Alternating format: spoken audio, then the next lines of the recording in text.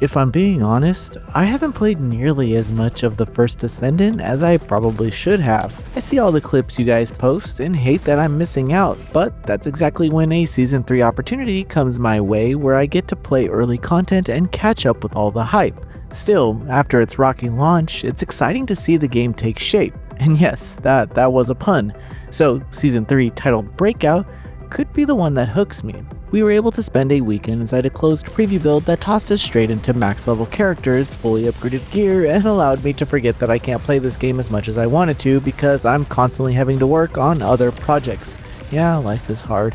But what I can do is give you an overview of the new Axion Plains zone, hoverbike, Nell, and a thunder-powered Colossus that wrecked me within seconds. If you drifted away after Season 2 or you're looking for a reason to jump in for the first time, here's what Breakthrough is bringing to the Baka Boys.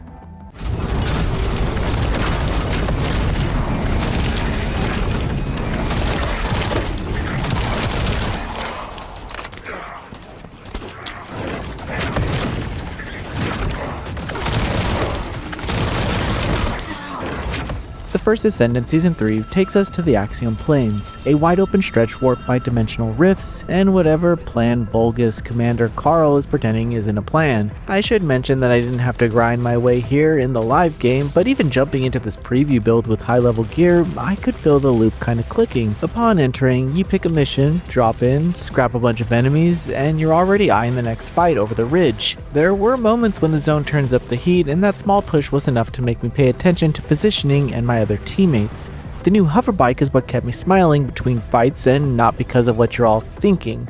Okay, yeah, sure, maybe it is. But anyway, you tap a button, hop on, and suddenly the distance between objectives stops mattering. Combat itself has some new systems as well. The one that stood out to me was a scorpion-like enemy that rolls in with a tanky shell. If you ignore them, they soak up attention and make fights last longer than they should have, but if you focus on them, break their armor, and keep your team on the same target, they go down pretty quickly. The rest of the enemy mix actually felt pretty familiar, and I settled into the rhythm quickly, which is exactly what I wanted as my first season back. The big set piece is a Colossus encounter called the Storm Hanger. It's a large machine that loves electricity and punishes people who don't move around. Further, it hides behind a shield until you deal with the power source, and that phase asks you to watch for shockwaves and not get greedy. I'll be honest, I didn't last too long in this fight.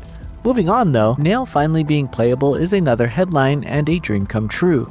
I have seen her around the game, but using her directly sold me faster than expected. Her kit lets you bounce between helping the team and pouring on damage, and switching that mindset felt natural after a few fights. So in my opinion, if you're wondering how all this fits together, Season 3 actually feels like the developer is tightening the loop rather than stacking on a bunch of new systems. The Axion Plains gives you space to roam around without making travel too much of a chore. The hoverbike connects the dots, getting you across each point and giving you some great eye candy, and Nell adds a new angle on the squad that feels useful even if you're not the person who studied build spreadsheets. And then to top it off, the new enemies add a simple target priority check, and the Colossus encounter points to boss fights that want you to look at the room and react. And that mix makes it easy to picture logging in for a night, running a few missions, and walking away happy. Oh god, the puns in this. I'm not pretending I saw everything in a few hours. This was a closed preview with maxed characters and the gates wide open, so I was cruising. That said, it was enough to see a shape that I liked, and some that I really liked. But overall, the game feels more confident about how it wants you to move, fight, and team up.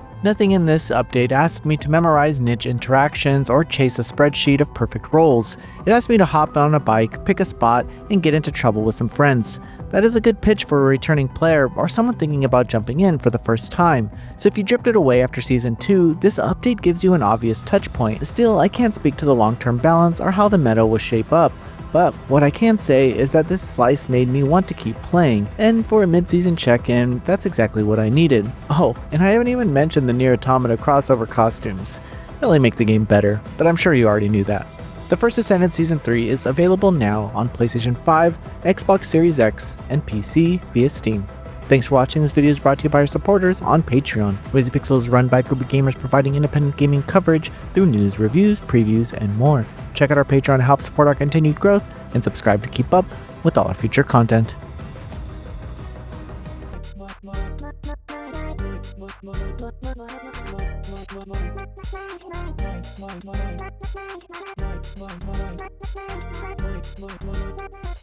Noisy Pixel.